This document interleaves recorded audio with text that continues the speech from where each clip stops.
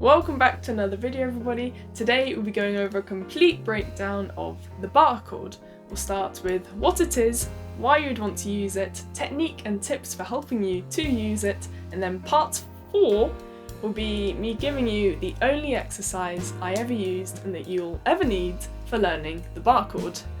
Timing's up here, let's get to it. So to start off with, what are bar chords and why on earth would you even want to try and learn them?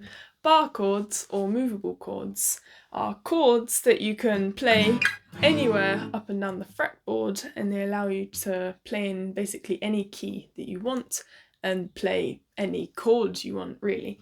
And there's 5 main chord shapes in the bar chords that I recommend you learn first, and these are C major, they're all major, C major, A major, G major, E major, and D major. And so to recap, that's C, A, G, E, and D, or caged. Now you've probably heard of the cage system and many videos explaining what it is. I'll let you watch those videos because I'm still in bewilderment. But from my understanding, the cage system allows you to play any chord you want up and down the fretboard using different shapes, and that allows you to play in different keys, and some chords will just be, they'll fit into your arrangements better. So say if you wanted to play a G, rather than just playing it here, you can use the cage system and play it up here.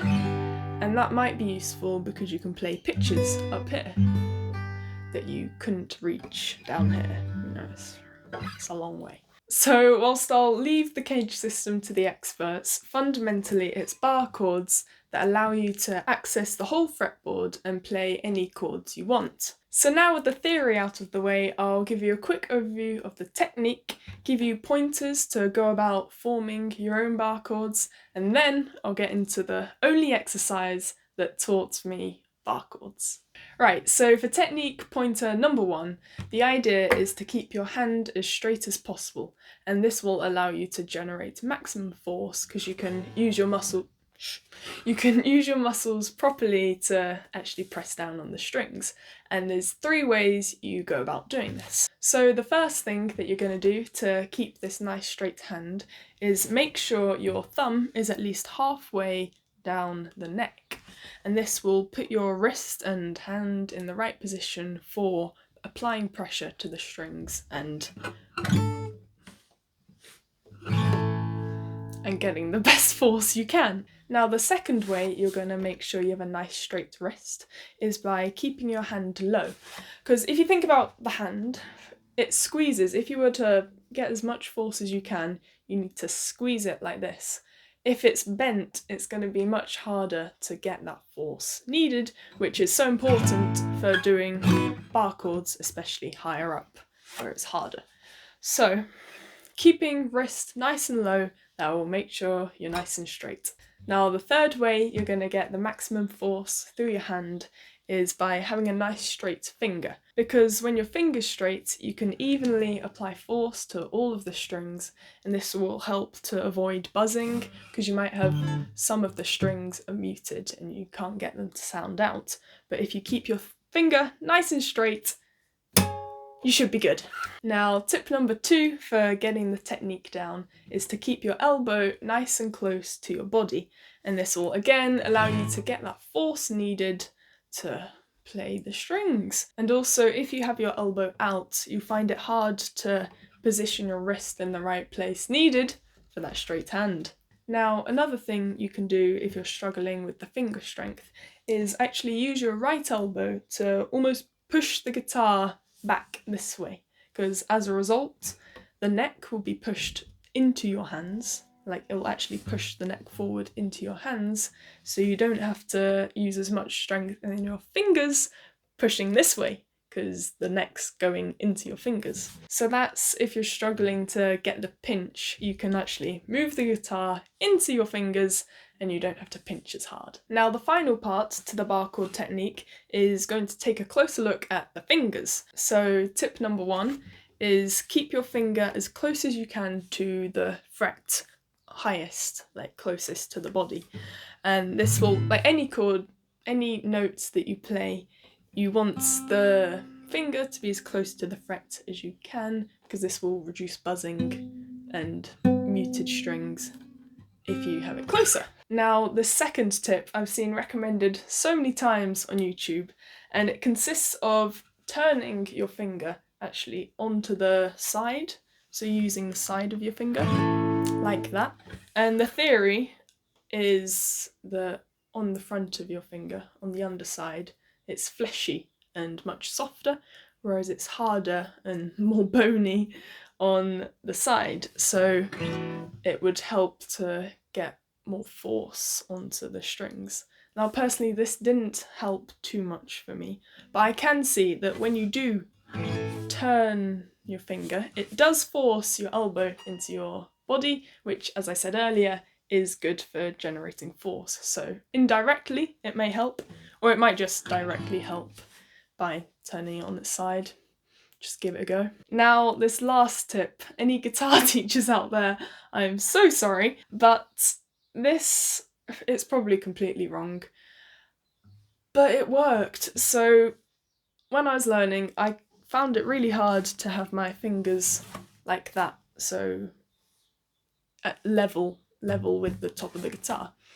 So what I did is I just moved it up a bit. So I was using this section of my finger, rather than this section. And I found this, I don't know why, but I just found that much easier to play the notes. But I would say it's not all bad, because you can learn it like that and it's easier. For me it is. And then once you've learnt it like that, you can always switch back to how you should do it, but it should be easier once you've learnt it that way. Now, a quick bonus tip here: if you're really struggling to get the force and strength you need to really press down and make the notes ring nicely, you could try using an electric guitar, because those have a lower action and the strings are much lighter, and so you won't have to use as much finger strength, so you can get the technique down if you're still trying to build on strength.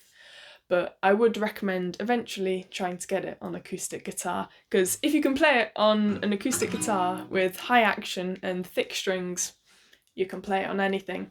Alrighty, now it's one thing knowing all the technique and how to play a bar chord, but unless you have the adequate finger strength for playing them, you may be stuck with bar chords that sound like this.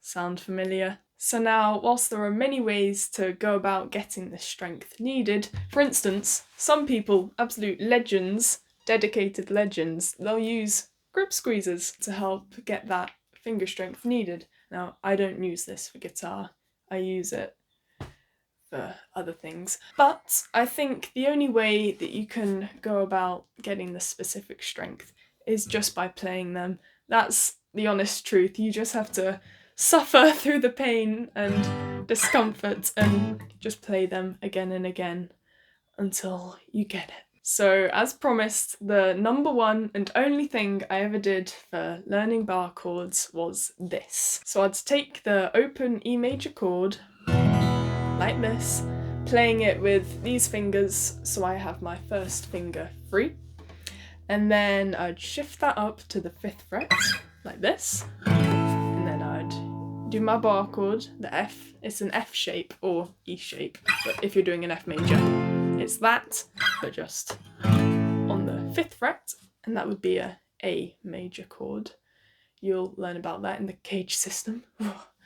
But I play on the 5th string, fret, and then on the 7th fret, and then just back down.